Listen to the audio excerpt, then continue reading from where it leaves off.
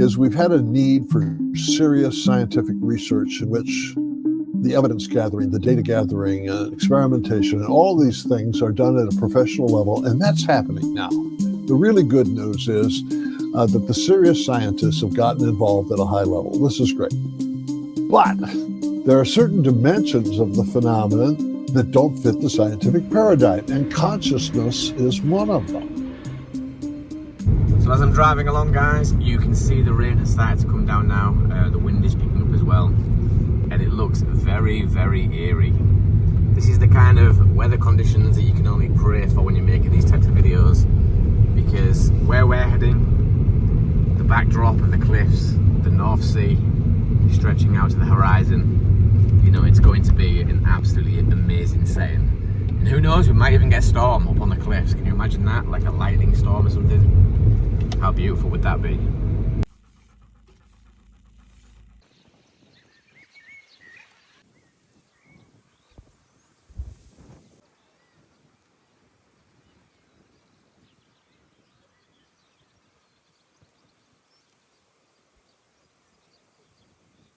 So I'm finally here, guys. I'm at the top of Bmpton Cliffs. It's very windy, it gets very sharp, very cold quickly up here. So I've brought my coat, my waterproofs as well with me.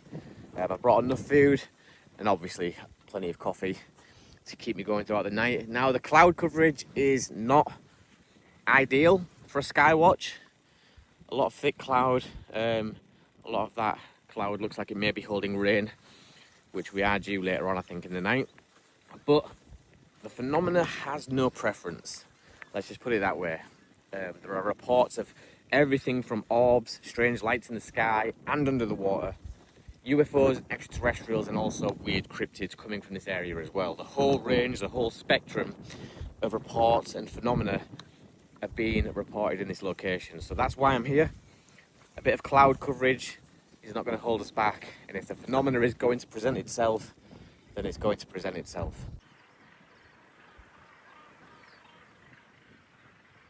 You see that down there? This whole area of just blue liquid stuff that we call water, that's where they are. That is 100% in my book where they are. What they're doing down there, how they're surviving down there, how they're thriving down there, I have no idea, because they are far more advanced than we will ever be able to imagine. And do they have some kind of a facility, a holding station where they can actually breathe without being consumed by the water? Possibly, who knows to what extent or to what level of technology they've adapted down there. Water is the answer. I don't know why. I don't know why that is the answer, but it is. I mean, look at that down there. Terrifying.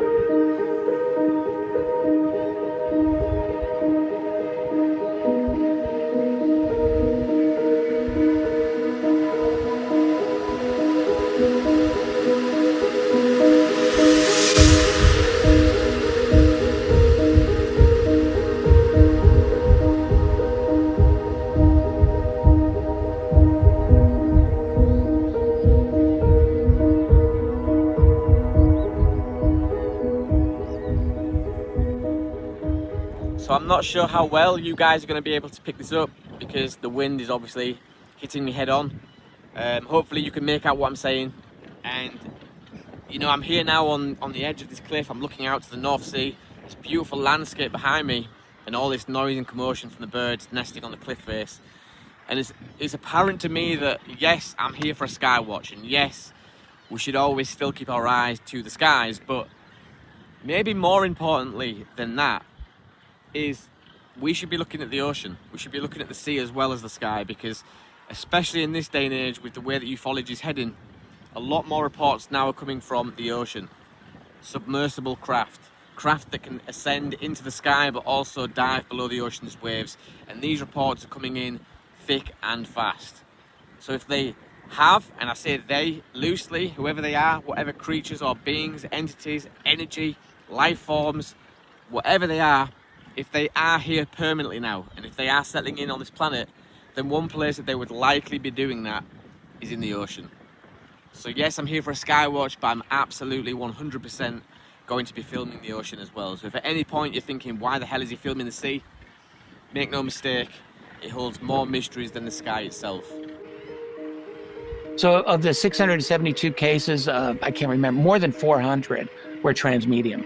So in other words, where an object was seen emerging or entering the water, or sometimes both. I don't think that we have this. I really tried to look into this question. Do we have the ability to create a craft of any sort that can function equally well in water as in the air?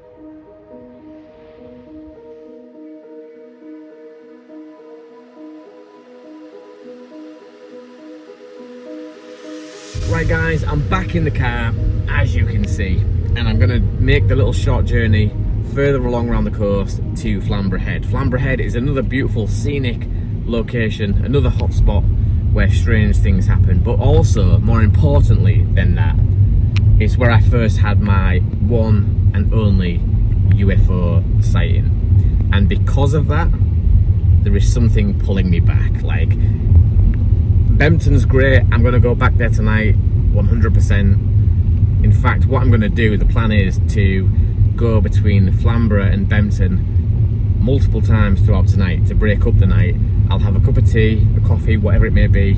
I'll let Lily stretch her legs, I'll get out, I'll film, I'll explore.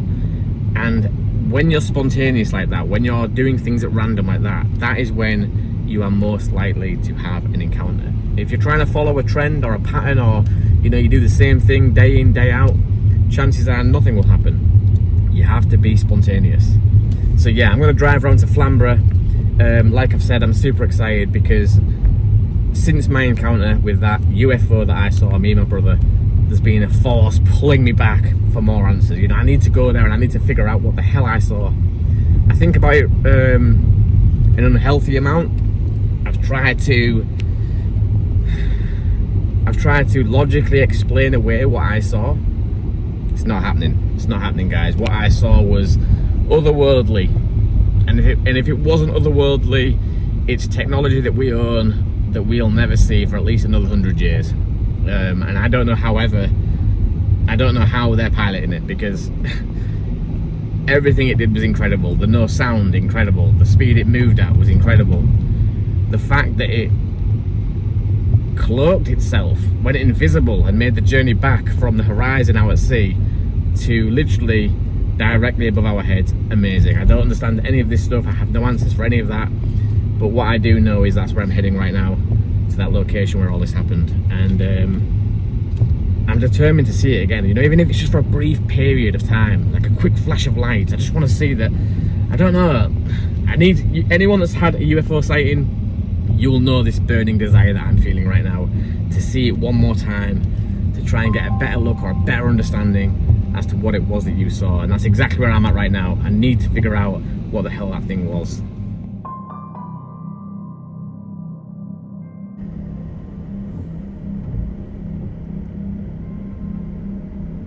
If Bmpton is a hotspot, if Flamborough is a hotspot, and them two areas are having a lot of strange reports coming from them, then surely that must mean that the road joining the two is also part of that hotspot area. I've no doubt that locals using these roads going from point A to point B along this coastline will have seen strange things. So me mixing it up tonight and going back and forth from one area to the next might even be a good thing. I could see something while driving on these roads from Bmpton to Flamborough that defies our understanding as well. So yeah, I'm looking forward to the whole aspect of tonight, being at Flamborough, being at Bmpton, but also taking the journey between the two as well. So I've got my waterproof jacket on now, guys, and I've been sat in the car for about 2 hours because it's been intermittently raining. Torrential downpour 1 minute, the next minute sky's like this behind me, and it looks like it's going to be a nice evening, but then 2 minutes later again complete whiteout, rain, you name it, winds. It's just crazy. So I have to make a decision, and the decision was to put my waterproof jacket on and just brave the elements, get out and do some talking. Otherwise, I'm not going to get a video made. I was talking to somebody earlier and they came out with this amazing theory. 1 minute, I'm just going to hold my arm up because I don't have my tripod, and this is about the 50th take of trying to do this, so my arm is hurting. Yeah, they was talking about this theory, and they were like, have you heard about the theory where the ocean is connected to space? And I was like, well, wait a minute, hold on, what? The ocean is connected to space? And then it kind of hit me like, wow, that is a deep theory, because it would make sense. A lot of these extraterrestrials, a lot of these UFO craft are seen going in the ocean or out of the ocean, and we assume that they've come from space or whatever. What if there is a portal down there that brings you full circle? You go into the sea, through the portal, and you're now in space. Or you go into the portal in space, and then poof, you're now in the ocean, emerging here on Earth. Who knows how that works?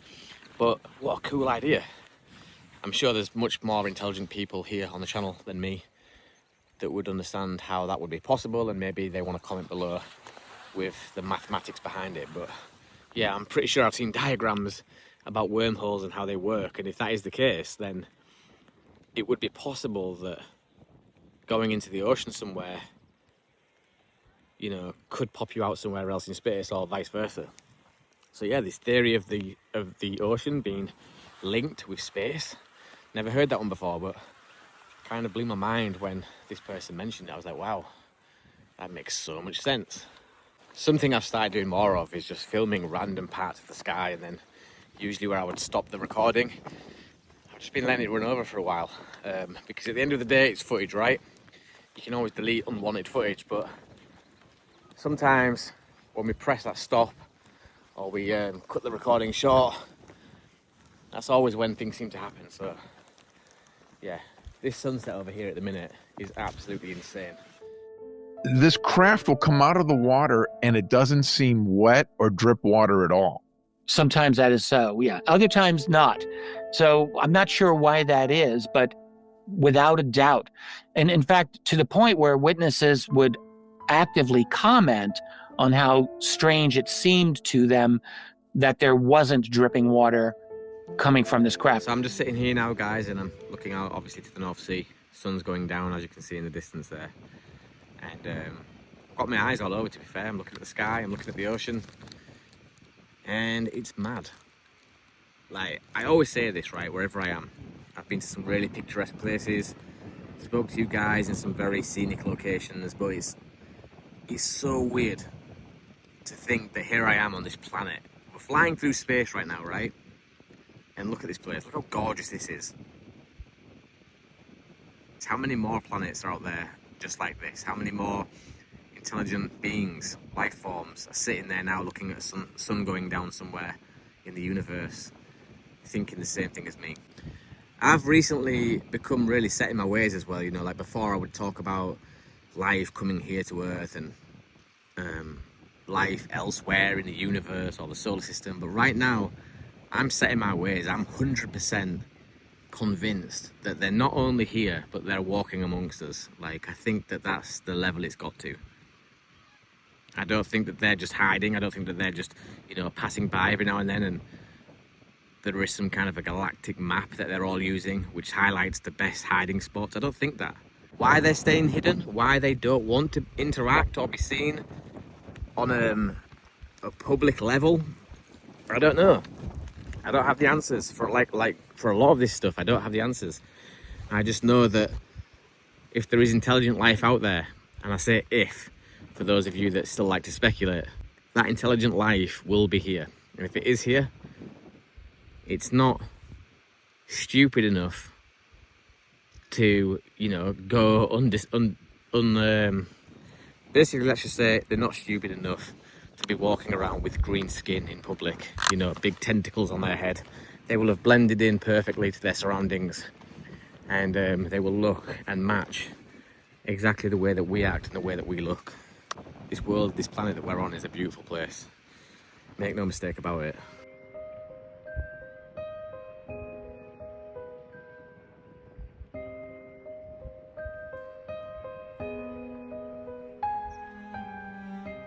Every time I come back here, I always wish and hope that, you know, I'm going to see what I saw on that night when I had my experience, but that's how it goes. Some people have once-in-a-lifetime experiences. I don't think I will.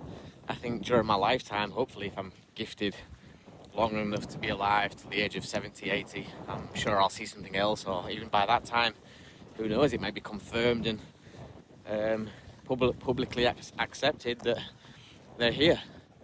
Look at this wall. Where are they all heading?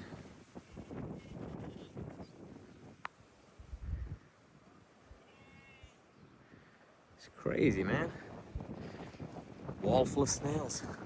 So it's been on and off, as I've mentioned, with the weather, and I'm now back in the car, as you can see. And Lily is down here somewhere.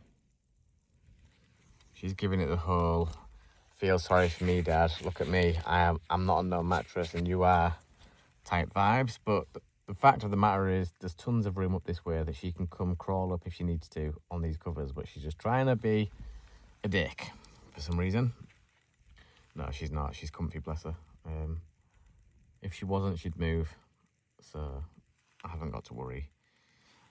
It's still quite light out. Not light enough for this camera to do anything special in terms of quality, but yeah, not seeing anything strange yet. I have been getting out of the car as much as possible and been filming whenever possible as well, but yeah. This is how these things go. I keep saying it to you guys all the time, you know, you can come out here and if you think you're going to see something just because your intentions are to see something, then you'll be highly disappointed. Sometimes you can come out, you can do this for weeks, months, years, and see nothing. Other times you might come out here without any intentions at all and see something absolutely mind-blowing. So that's just the way it goes. But it's beautiful. Just lying here, listening to the rain on top of the car roof as well is beautiful. So much better as well, sleeping this way. You know, last time I slept across the back seat and Lil was in the boot. That is the worst way. I've got so much more room in here now. I'm going to kit this car out with some lights, like little fairy lights and things like that. And then this would be perfect. There's tons of room in here. What do you think, Lil? I think you should give me some more cover and a pillow, maybe a big hug. Okay, the sound of this rain on this car roof is so beautiful. It's not even that dark out right now, to be honest. It's getting darker, but yeah, it's not pitch black. And I've got a beautiful view of the lighthouse as well. Oh yeah. Not sure whose van that is, but there's been no one in it since I've been here, so maybe they're staying somewhere else, I don't know. Man, I'm toasty. Like, look how comfy this is. I've got all my covers, pillows, Lil's down there somewhere, living her best life. Beautiful bliss. Each year we're spending billions looking for life beyond Earth, but over 80% of our ocean is still unexplored. The unknown, the darkness, the silence, no satellites, no cameras, nothing but deep water.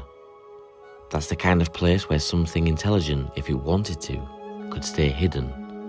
And it's not just science fiction. There are reports of unidentified objects entering and exiting the water at almost impossible speeds. State-of-the-art sonar has been picking up these objects for many, many years. Is it all just glitches in the system? Coincidences, perhaps? Or even human error?